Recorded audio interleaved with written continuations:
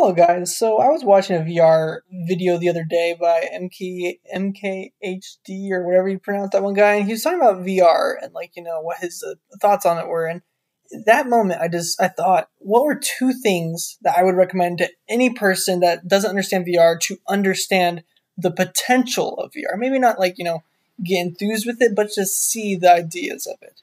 One is attending a VR chat club, like a music club where people hang out to music and just dance. It's really fun. I've tried it only a couple times, but I wish I could go back. And I've tried to find a couple clubs, but it's something that it's priceless to feel. Two is play a realistic shooter. Ever since I've played a VR shooter like Pavlov VR or Veil VR, Veil is PC VR.